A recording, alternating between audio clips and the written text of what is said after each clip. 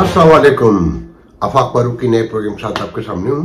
मौजूद यकीनन पाकिस्तान है कि खान साहब को एक और सजा पे सजा कि पहले साइफर में गद्दार करार दिया कि मुल्क दुश्मन है, फिर तोशा खाने में चोर बताया कि साजिक व अमीन जो अपना नारा है जो उनका रियासत मदीना सारा मंदिर बनाइए, और अदालत उन्हें चोर साबित कर दे। और आज खलीफा को बद किरदार भी साबित कर दिया गया। इस पर बात करेंगे यकीनन। फिर जो एक वेव है पाकिस्तान में नजर आ रही है, सबको पता है इलेक्शन से किसी को कुछ नहीं मिलना, मगर कहते हैं कि नौजवानों को अपनी शादी का इंतजार नहीं है, 8 फरवरी का इंतजार है, स्पेशली पीटीआई के वोटर कि ये क्या मामला है। इस पे बात करेंगे। और एक ये बात करेंगे कि रियासत खड़ी कहां है, अब इस वक्त मंजर क्या है कि अरेंज मैरिज हुआ करती थी, पहली बार अरेंज इंतखाबात होने जा रहे हैं, नई ट्रेडिशन है कि पहले से पता है सबको बज़ाहिर, मगर बीच में एक नई राह पैदा कर दी गई है कि अगर आजाद उम्मीदवार, याद है आपको कि इन प्रोग्रामों में सबसे पहले कहा था कि आजाद उम्मीदवार सबसे ज्यादा खड़े हैं, बाद में बहुत लोगों ने कहा है और बहुत बड़े पैमाने पर जीतने के चांसेस नजर आते हैं। तो बताने वाले और हुक्मरानों के इससे ताल्लुक रखने वाले कहते हैं कि आजाद उम्मीदवार भी आ सकता है, अपना उम्मीदवार लेकर आजाद ही कोई एक उम्मीदवार जो वज़ीर आज़म बन सकता है। मतलब रियासत थोड़ी है एक नक्कार खाना, जिसे कहते हैं तूती में नक्कार खाने वाली जो मुहावरा है, केला रिपब्लिक बनाना रिपब्लिक जिसे कहते हैं कि दिल पिशौरी करो, रोज नए लतीफे होते हैं, नई कहानियां होती हैं। तो पहले खान साहब के केस पर बात करते हैं। देखें, ये मैं रोज कहता हूं, रिपीट कर रहा हूं कि इन अदालतों के फैसलों को जो खान साहब का सियासी नजरियाती मुखालिफ बैठा है आपके सामने, वो नहीं मानता कि नीयत जो है वो दुरुस्त नहीं है। डॉक्ट्राइन है कि खान साहब को बाहर करना है इलेक्शन से। ये इद्दत का केस मैं तो केस ही नहीं समझता है, रियासत का काम ही नहीं है। और एक बदमाश और एक बेशरम आदमी, एक बेगैरत आदमी अपने जवान बच्चों की मां को अदालत में बदकिरदार साबित कर रहा है। बहुत स्टूपिड बात है। चाहे केस में खान साहब की तरफ से भी झोल है। मुझे याद पड़ता है कंफर्म याद है कि ये खबर ब्रेक की थी उमर चीमा ने, द न्यूज के जो बहुत सीनियर रिपोर्टर हैं, बड़ा नाम है पाकिस्तान में, पनामा के इन्वेस्टिगेटिंग जो टीम थी पनामा की मीडिया साइड से, उसमें पाकिस्तान से वो पार्ट थे।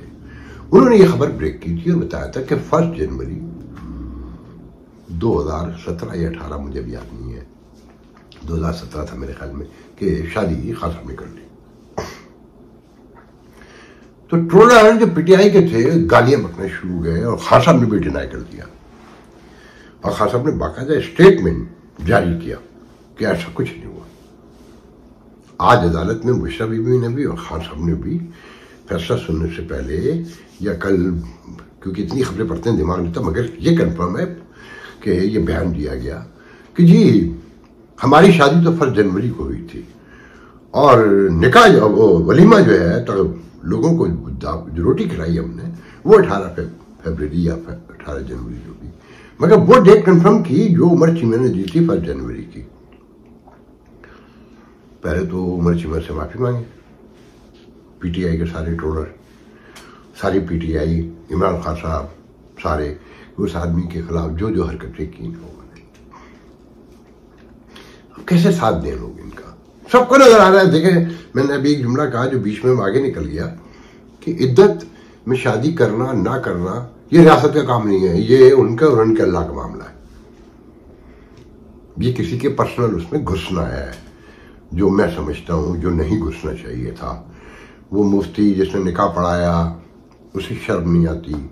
इस्लाम, हम लोग तो पैदल लोग हैं ना इस्लाम से, मगर हमें भी पता है कि लोगों के ऐबों पर पर्दा डालो। क्या कि लोगों के ऐबों पर पर्दा डालो। अगर तुमने दुनिया में सुर्खरू ठहरना है, सीने में राज रखना सीखो। वो आदमी 2 दफा बयान बदल चुका है जो मौलवी है, मुझे नाम भी याद नहीं थे इस तरह के स्टूपिड लोगों का, या जो कुछ भी जो फरीक बन के आया, सॉरी मानी का, उसे एंटरटेन किया जाना चाहिए? नहीं किया जाना चाहिए। मगर रियासत ने तय किया है। क्यों तय किया है? अभी खान साहब को आलमी अय्यार, चालबाज और फ्राडिया भी साबित करना है, फॉरेन फंडिंग केस में भी और अलकादर ट्रस्ट में भी। ये भी देखिएगा, ये जो खान साहब रोज कहते हैं ना हमने डील नहीं की, हम डील नहीं करेंगे, हम डील नहीं करेंगे, 5-5, 6-6 सजाएं हो जाएं और लोग सिर्फ ट्विटर पे बैठकर स्क्रीन के ऊपर डिजिटल जंग लड़ रहे हों, जैसे बच्चे प्ले स्टेशन पे और निंटेंडो और वो जो मुख्तलिफ खेल हैं उस पर बैठ के फायरिंग कर रहे होते हैं। ये वो फायरिंग है। तो खान साहब को डील करनी ही करनी पड़ेगी। सारी उम्र जेल काटेंगे, बुशा बीबी जेल रहेंगी। अभी तो नरमी बरत रहे हैं ना कि बुशा बीबी तोड़ लेंगे, कुछ कर लेंगे, और अगर नहीं टूटी तो आपका ख्याल है उन्हें अडियाला में रहने देंगे, सॉरी बनीगाला में रहने देंगे? नहीं ना, वापस ले जाएंगे, मरियम से ज्यादा बुरा हाल करेंगे। और ये तो आपको नजर आ गया है ना कि वजीर दाखिला ने हाथ खड़े कर दिए कल के जी मैंने किसी को कोई इजाजत दी, मुझे तो पता ही नहीं कि हो क्या रहा है। तो ये ध्यान में रखें। तो खान साहब से डील करना मकसूद है, अपनी शराइत पे भगाना है, बिठाना है, क्योंकि एक को डराने के लिए एक का रखना जरूरी होता है ना। बिलावल क्या कर लेंगे मुझे नहीं पता, आप लोगों को ज्यादा पता होगा। देखिए जी, असल बात यह है कि क्या इलेक्शन में वोटर निकलेगा। मीडिया पे जो परसेप्शन है, जो सोशल मीडिया पे और ट्विटर से लेके जहां चले जाइए कि नौजवान बेचैन है इस रियासत से बदला लेने के लिए। उन्हें शादी का भी इंतजार नहीं है, जैसे नौजवानों के ख्वाब होते हैं शादी। अब वो रियासत को बताना चाहते हैं कि तुम छीन के दिखाओ वोट। 12.5 करोड़ से अब तकरीबन वोट है, तो अगर वो निकल आए तो कयामत खड़ी कर देंगे। जो अरेंज मैरिज जमहूरियत होने जा रही है उसे रोक देंगे और बड़े पैमाने पे लोग निकलेंगे। मेरी भी ख्वाहिश है कि काश ऐसा हो, मगर इस खित्ते की नफ्सियात, इस खित्ते के लोगों की औकात और माजी जो हिस्ट्री है वो कहती है कि नहीं ऐसा कुछ नहीं होगा। वो नॉर्मल इसीलिए है कि हर चीज उनके कंट्रोल में है। वो जिसे चाहते हैं उठा के ले जाते हैं, जिसे चाहते हैं गायब कर देते हैं। अगर आप लोगों में कुछ ज़मीर नाम की चीज होती, बड़ी मात्रा के साथ मेरी लैंग्वेज की, आप में कोई अवेयरनेस होती, आप में कोई दूर देख तक देखने वाली निगाह होती, अपने बच्चों की, अपनी फलाह की कोई ख्वाहिश होती, तो छोड़ दे बंगाल को। जो हुआ, जो बलूचिस्तान में हो रहा हो सकता था, या जो कराची में हुआ वो हो सकता था। किसी महज़ब रियासत में ये मुमकिन है। हालात ये हैं कि पीपल्स पार्टी के एक जियाले ने पोस्ट लगाई कि सिंध के हारी को सारा कटा के 50% मिलता है, तो क्या दूसरे सूबों में भी ऐसा ही होता है? तो मैंने कहा, उस पर मैंने कमेंट किया, मैंने कहा मेरे प्यारे भाई 50% तो बहुत दे रहे हैं। वफाकी हुकूमत को देना है, सूबाई हुकूमत को देना है, सरकारी अफसरों को देना है, इलाके के सियासी नुमाइंदों को देना है, उसके बाद जो है जरदारी का भत्ता अलग से देना है। सारे भत्ते तो जमा करें, फिर डाकुओं ने आ जाना है, उनको देना है। तो इतने लोगों में 50% बटता है, तुझे इसको हारी को अकेले को 50% मिल रहा है, क्योंकि बच्चों का खेल है। किसी रियासत में यह मुमकिन है कि कराची जो एजुकेशन का गढ़ है, उनके बच्चों को तो 35% नंबर मिलते हैं, और अंदरूने सिंध जहां स्कूलों के नाम पे भैंसें बनी हुई हैं, उनको 85% और 80% नंबर मिल रहे हैं। ये मुमकिन है? मैं आपको दावे से कहता हूं कि कराची एजुकेशन बोर्ड में जो अंदरूनी सिंध से लाकर बिठाए गए, उनका अगर दोबारा कोई एक सेंसिबल किस्म का कोई बोर्ड इंटरव्यू लिए हाईली एजुकेटेड लोगों पर मुश्तमिल उसे स्टैंडर्ड के मुताबिक, तो पास होना दरकरार, लोग इंटरव्यू लेने वाले सदमे से बेहोश हो जाएंगे कि किन जेलों का वहां बिठा रखा है। आपके ख्याल में किसी रियासत में मुमकिन है? मगर वहां सब कुछ मुमकिन है, इसलिए कि आप लोगों ने तय कर दिया है कि नहीं आफाक साहब मरे, हम तो बैठे रहेंगे, बाद में अगर ये मन के मरने से कोई फायदा हुआ तो हम ले लेंगे। आफाक साहब इस इंतजार में कि ये XYZ जो है, ये जो प्रोग्राम देख रहे हैं, ये जाके मरे। नहीं जनाब, सबको मुत्तहद होकर निकलना होगा, अपने अपने सियासी नजरियात बालाए ताक रखे और इन सियासतदानों को, लालचियों को, जो एक झूठे के हाथों 75 साल से जलील हो रहे हैं, अगर आप बाहर नहीं निकल सकते ना, तो इन्हें जलील करने की तरकीब यह है कि बाहर ही ना निकलें, वोट ही ना दें, क्योंकि जिस पैमाने पर निकलना चाहिए वो आप निकलेंगे नहीं, और जितने वो चाहते हैं आप निकलने के लिए तैयार बैठे हुए, बिरयानी खाकर, कोरमे खा के, 2000 रुपए पकड़ के, 5000 रुपए पकड़ के, नौकरियों के वादों पर, उनका तो काम हो जाएगा। तो बेहतर है ना निकले। और मेरा सर्वे भी अब ये कहता है, जो मैंने पाकिस्तान में देखे, जो मैं कराची, लाहौर, इस्लामाबाद सराउंडिंग में, पेशावर में 4-5 कॉलेज भी की हैं, आम लोगों ने, मुल्तान में अभी मेरी एक जगह बात हुई है, उनके अस्सी नहीं जाना वोट देना, हमें क्यों मिलना है? कोई झगड़ा हो गया, कोई हंगामा हो गया तो हमारी तो जान पे बन जाएगी न। उनके घर में 16 वोट है, जिनसे भी मेरे उनका सवाल ही नहीं पैदा हो सकें जाए, ये सब एक जैसे लोग हैं। अब ये बताइए, इससे मुल्क के मसाइल हल होते हैं? और उनकी प्लानिंग यही है कि जनाब वो डील भी करेगा इमरान और सारा कुछ करेगा, और कहते हैं कि जी अब तो स्पेस मुकम्मल ही खत्म हो चुकी है, मुकम्मल हाइब्रिड निज़ाम है, उससे भी बढ़ के हाइब्रिड निज़ाम से भी ऊपर की बातें हो रही हैं अब तो, कि स्टूज मिलते रहेंगे। मगर मैं रियासत इस्टेब्लिशमेंट डीप स्टेट से कहना चाहता हूँ कि तारीख से सीखा करें। वो याद है एक फिरौन हुआ करता था, क्या अंजाम हुआ था? खुदा था, खुदा अपने तौर पर। वो शद्दाद याद है,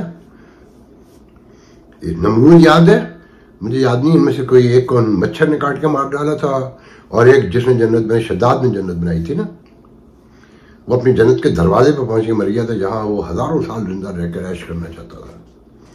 फिर याद है यजीद, हुसैन का तो सर उतर गया मगर आज भी जिंदा है, और यजीद को क्या मिला कि आप हुसैन की शहादत के 3 साल के बाद ही मर गया, मुंह भी काला हुआ और मिला भी कुछ नहीं। रोज़े महशर तक जलील वैसे होता रहेगा जो हमारा बिलीव है। फिर हिटलर, सोआन, मुसोलिनी में एक पूरी तारीख है। बात यह है कि बड़े बड़े कब्रिस्तान बड़े बड़े लोगों से भरे पड़े हैं, हम इबरत नहीं सीखते ना, हम सीखना चाहते हैं। शायद ये हमारी वहशत है, हमारी सृष्ट है, कोई हमारी साकी है, मुझे नहीं पता इसके बारे में, मगर हो यही रहा है। सबको बड़ी उम्मीदें थी कि हाफिज साहब आएंगे, कुरान हिफ्ज है, और वो एक ही चीज को समझते हैं। तो हमने तो कह दिया था नहीं, एक माइंड सेट है,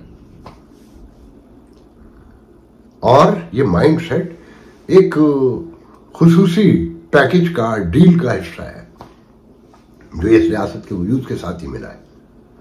यहां कोई तब्दीली नहीं आएगी जब तक ये लालची झूठे, देखें मैंने जैसे कहा ना कि अब कुदरत का एक अपना कानून है, यहां कुछ कर ले, जैसे बजाय तो इनके हाथों में है ना, मगर मुझ जैसे छोटे लोगों को ये पाकिस्तान के इलेक्शन में डिफाइनिंग नजर आते हैं। और याद होगा कि 2 साल से कहता हूं कि इलेक्शन ना कराना, ये मुल्क के लिए खतरनाक साबित होंगे। 2 साल से आप सब कह रहे हैं ना, अक्सरियत एक बहुत बड़ी, अगर लोग बाहर निकल आए तो आप मुसीबत में, लोग नहीं निकले तो आप मुसीबत में, जाली आपने हुकूमत बना ली तो आप मुसीबत में। अब फिर आपस में फूटे में, मुझे अभी अभी किसी ने बताया कि हमारे दोस्त बाबा गौरी ह्यूस्टन से दुबई में हैं, मुझे किसी ने बताया वो पाकिस्तान जाने के चक्कर में। फिर मुझे जरा मालूमात दी दो तो पता चला कि बाबर गौरी अपनी वालदा मरहूमा जो ह्यूस्टन में इंतकाल हुआ, वहां पाकिस्तान में भाई खानदान पूरा वही है ना, मेरा आपका सबका, जो भी यहाँ भी रहते हैं, तो वो पाकिस्तान में अपनी वालदा की साले सवाब के लिए अपने दोस्तों को, अहबाब को, रिश्तेदारों को बुलाकर तकरीब करना चाहते थे। तो वहां जाने के लिए उन्होंने टिकट भी बुक करा ली, मगर कहते हैं मुत्तहिदा वाले वहां जाके बड़ा रोए, जिनसे अंदर से नफरत करते हैं उनके पास जाकर, कि देखें वो इलेक्शन के मौके पे आ रहे हैं और हमारे लिए मसाइल पैदा हो जाएंगे। अगर ये सच है तो शर्म आनी चाहिए आपको, अगर ये सच है तो शर्म आनी चाहिए। ये तो तय हुआ था, माइनस अल्ताफ हुसैन होंगे, आप दबाव पड़े, गिच्ची पे आपके गर्दन पे उंगली रखी जाए तो आप मुस्तफा कमाल को भी ले लेते हैं, जिससे आप नफरत करते हैं, वो आपसे नफरत करता है। आमिर खान से आप नफरत करते थे, जब तक वो चाहते रहे वो बैठा रहा, आज गायब हो गया है, वसीम अख्तर गायब हो गया है, एक एक करके लोग गायब हो रहे हैं, नए लोग। अब आप गवर्नर सिंह साहब, कामरान टसूरी को चाहते हैं, अब मेरा बिलॉग सुनने के बाद इनके दो लोगों को और इनको जाके लोग बताएं, अगर ये खुद देखे कोई एक, तो अपने सीने पास रख के कहें कि आप कामरान टसूरी को चाहते हैं कि वो गवर्नर रहे, आपके खाते में रहे, आप पे नादिल रहे, कबूल किया ना। तो ये तो सब ये इल्जाम लगाना कि जी बाबर गौरी ने बड़ी लूट मार की, तो आप में से किसने नहीं की? आए मेरे साथ बैठ के बहस कर ले, आप में से किसने लूट मार नहीं की? कि भाई वासिफ जलील अमेरिका में टैक्सी चलाते हैं, मेरे इल्म में हैदर रिजवी टैक्सी चलाते हैं, तो अप्रिशिएट करना चाहिए, हमारे दोस्त हैं, भाइयों जैसे हैं, हमारी जान ले लें। मगर जब वो जमीर की बात होगी तो सच बोला जाएगा। तो वासिफ जलील भी टैक्सी चलाते हैं, अगर हैदर रिजवी ने चलाई है तो मैं दोनों का गवाह हूं। हारून रजा वो पीस फाइट में चले गए, डॉक्टर सगीर, दर्जनों लोग बैठे हैं, पुराने लोग हैं। भैया आपको तो चाहिए था सबको मिला के चलते। अच्छा मुझे पता भी कैसे चला, पता चला है कि ऐसा हुआ है कि ये जितने लोग हैं ये अपने लोगों को वहां पर इस बात को प्रवोक कर रहे हैं कि ये वोट न डालना। जो एमके वालों ने, के लोगों ने मुझे बताया, एमके मुत्तहिदा पाकिस्तान के, एमके लंदन भी आपके खिलाफ है, आप एमके लंदन के खिलाफ हैं, आप इतने बड़े ग्रुप के भी खिलाफ हैं। वो भाई 30-35 साल रहे, क्या दिया आप लोगों ने पहले बताएं, लाशों के अलावा, भत्ते के अलावा। और अभी भी आपकी तफरीक है कि आप सारे करेक्टर वाले लोग हैं, जो बाहर हैं वो करेक्टर लॉस हैं, करेक्टरलेस हैं। सोचने की बात है, थोड़ी शर्म आनी चाहिए कि जिस तरह का निजाम है उसी तरह से आप खुद कहते हैं कि रहना पड़ता है। भाई तो जो आपकी पार्टी है उसको पूरा गौर से जायजा लें। बेहतर यह है कि आप सारे सेगमेंट जितने भी जहां हैं उन्हें अपने साथ मिलाएं, अपने साथ बिठाएं, और अगर आप सब तय कर लें करप्शन नहीं होनी है तो नहीं होगी। मगर पिछली बुनियाद पर आप कहते हैं तो बाबर गौरी तो पहले भी पेट भरा था। आपके यहाँ के लोगों ने मुझे बताया है कि टूटी चप्पल वाले जो न्यू कराची में रहते थे, औरंगी में रहते थे, दारुल हसन जैसे लोग डिफेंस में कैसे पहुंच गए हैं आप बता दें। और जो इतनी दौलतें हैं, बड़े बड़े लैंड क्रूजरें चल रही हैं, सारा कुछ चल रहा है, कहां से है बताएं ना। क्योंकि इस मुल्क में कोई एहतसाब तो है नहीं। तो ये कि जब आप आग दिखाएंगे तो एहतसाब शुरू होगा, तो सब कुछ सामने आ जाएगा। बेहतर यह है अगर कराची के लिए कुछ करना है, आप बताइए कितना बड़ा सानिया हो गया कि कराची के बच्चों के साथ जो जुल्म हो गया, जिस तरह से उन्हें फेल किया गया, उनके रिजल्ट खाए गए, क्या किया आपने अभी तक बताए ना। वो अकेला नदीम, हमारा दोस्त नदीम मिर्जा, वही लगा हुआ है 4 घंटे के बाद से, जब से ये हादसा हुआ है। उसी की बेस के ऊपर फिर लोगों ने गुफ्तगू शुरू की है। मगर आपने अभी तक कोई मुजाहरा किया? आपने आर्मी चीफ को बताया, जो इस मुल्क का असल वायसराय है, हेड ऑफ द कंट्री है, कि यहां क्या बदमाशी हो रही है? मतलब बच्चे पढ़ लिख के भाग रहे थे, वो भी बंद कर रहे हैं आप। तो जनाब इस इलेक्शन की कोख से कुछ नहीं निकलना, याद रखिएगा। एक बड़ा फसाद होता नजर आ रहा है हर सूरत में। क्योंकि अगर पीटीआई के सारे लोग बाहर निकल आए जो वो कहते हैं, जो मैं भी कह रहा हूं कि वो नहीं आएंगे, अगर आ गए तो क्या करेगी रियासत? झड्डू इलेक्शन करा के भी क्या निकलेगा? ये जो मंजरकशी आप रोज लोगों में मिल रहे हैं, तुलबा से खिताब फरमा रहे हैं कि रियासत की इज्जत करो, फलाना करो और ये करो, धमाका करो, ताकि आपकी दौलत बनती रहे, आपका माल बनता रहे, बाकी लोग मरते रहे।